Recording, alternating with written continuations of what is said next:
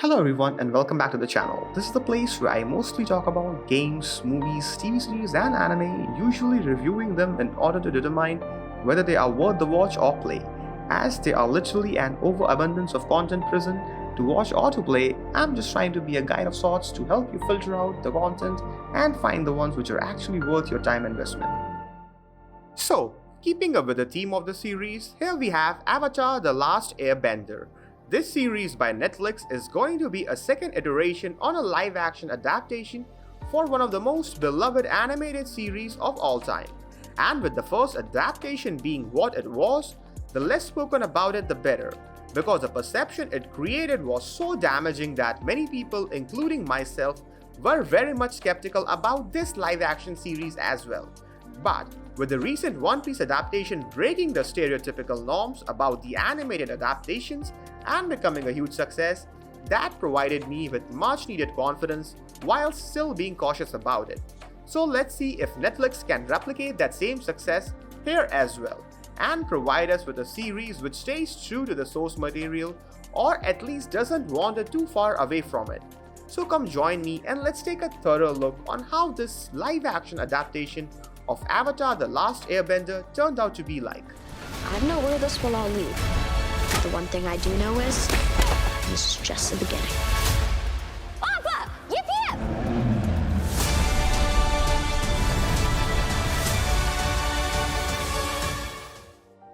So there are a lot of things to talk about here, some good, some bad, yet oddly enough I'm gonna start with the aesthetics of the show.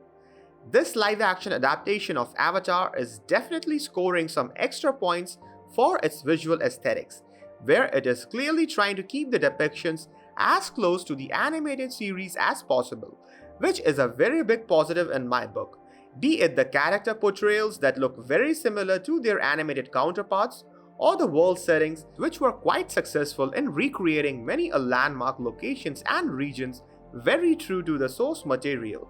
That provided me with much needed immersion into the world of Avatar. This is Beautiful. It's perfect.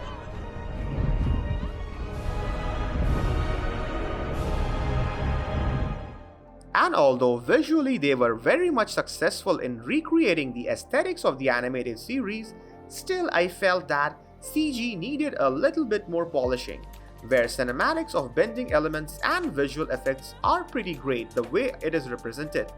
But I have to say that overall CGI implementation has been quite inconsistent, where at certain places the CG is actually quite good with its fidelity and the detailed set pieces that will genuinely please the fans of the animated series. But oddly enough, the graphics and effects are not able to maintain proper fidelity throughout each frames of the scene, which leads to some moments where CG appears subpar, causing the inconsistencies with the graphics. right.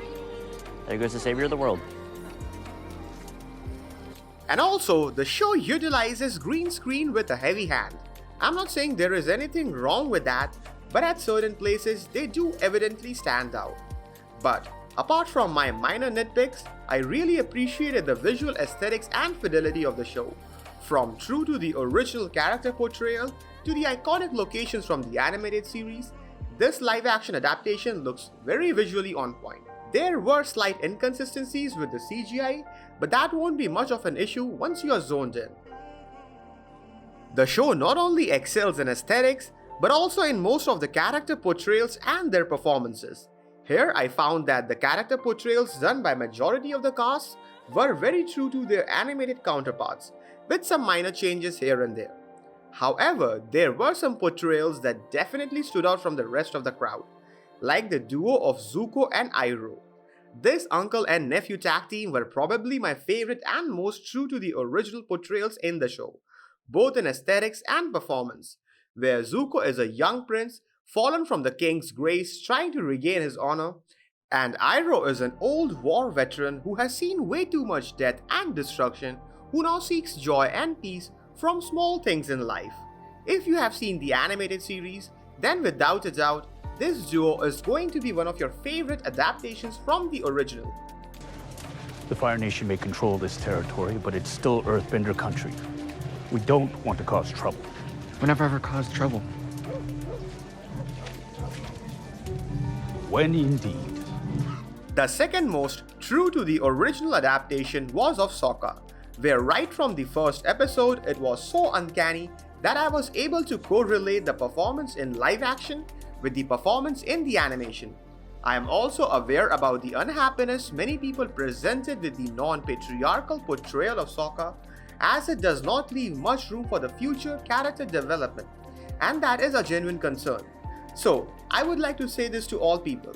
I know this element of the character portrayal might not have been exactly the way you wanted it, but I will still say Sokka's portrayal in the series was very much true and relatable to his animated counterpart, where his traditional ways are still the same as in animation, but in a less obvious way as given the current societal norms and trends.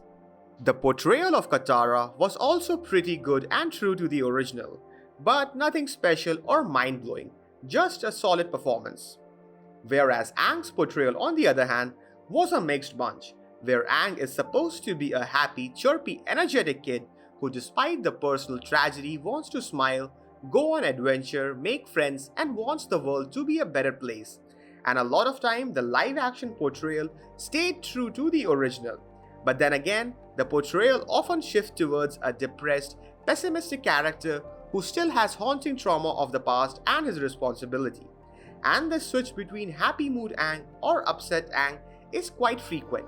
That makes the entire portrayal come across as oddly inconsistent, and I believe the approach of the script and direction is responsible for it, as the showrunners wanted a more mature tone for the series, but they failed to find the right balance in Aang's portrayal, making it come off as quite generic. Still, if they manage to find the right balance of moodset for future seasons, then they definitely got a very solid, true to the original Aang's portrayal in their hand.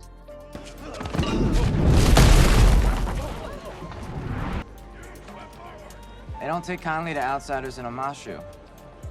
What makes you think we're outsiders? No reason. Apart from all this, the remaining cast also gave a solid performance in their adaptations, with some highlights being the portrayal of General Zhao, King Bumi, Azula, and Fire Lord Ozai, where they had some minor changes from their original counterparts, but they still managed to maintain the similar essence of their characters, both in aesthetics and in their solid performances.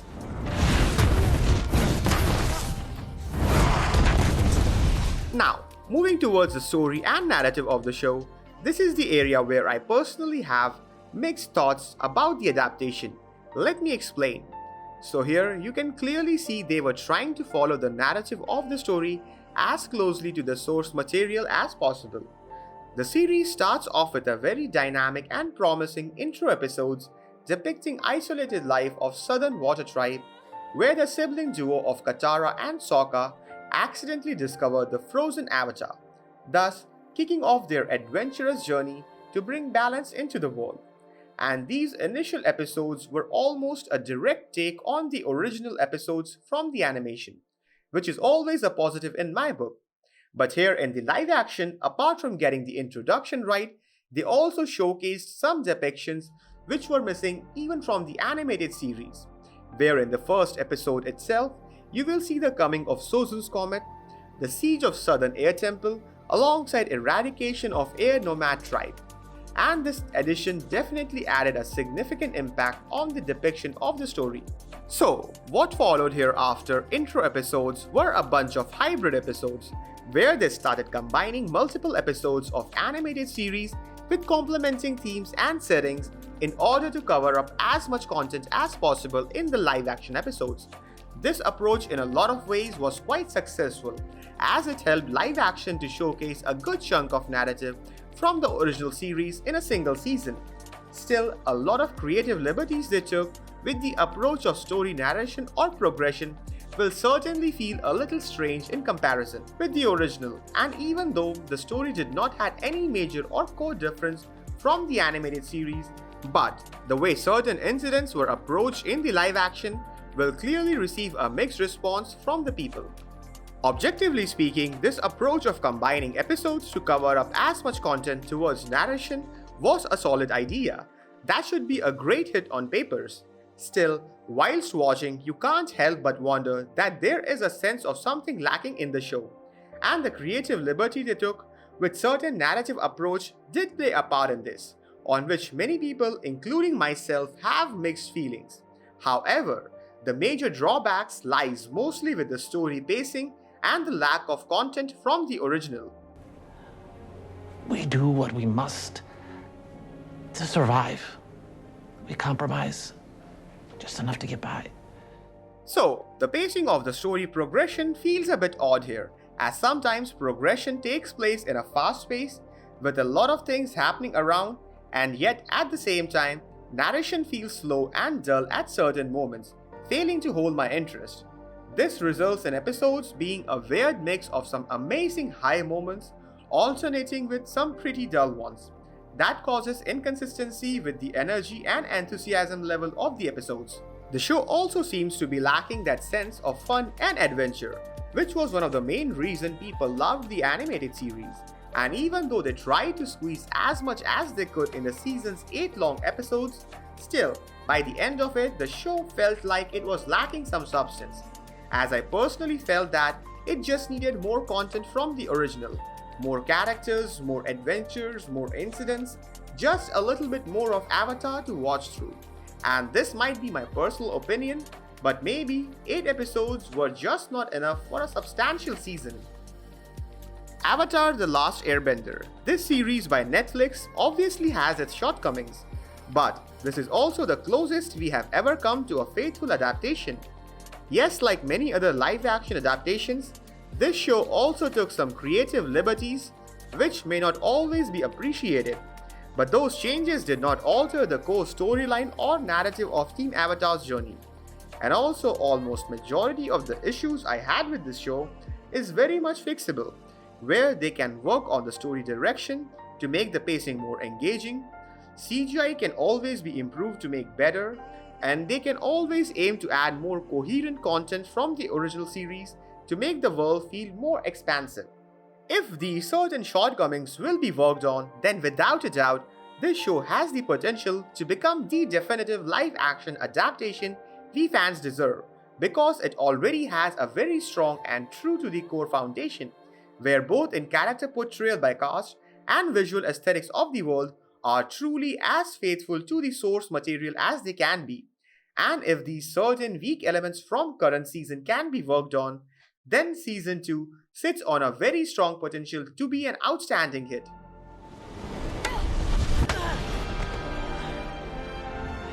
Hey, kid! Sokka!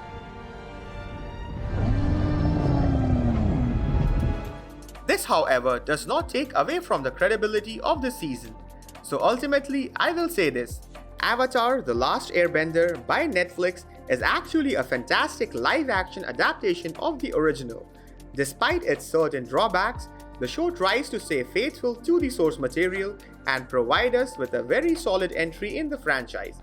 So I can easily recommend this to a fan of the animated series. And even if you haven't seen the animated series, this could be a great entry point for you in the world of Avatar, as the adaptation really makes me hopeful for the franchise and look forward for an early Season 2 with excitement. So folks, that's it from my side today. Thank you for watching the video. Please let me know your thoughts on it. If you have already watched the season, do let me know your experience on the comment section. And also let me know if there are any other movies, series or anime you'd like me to review and figure out if they're actually worth the watch.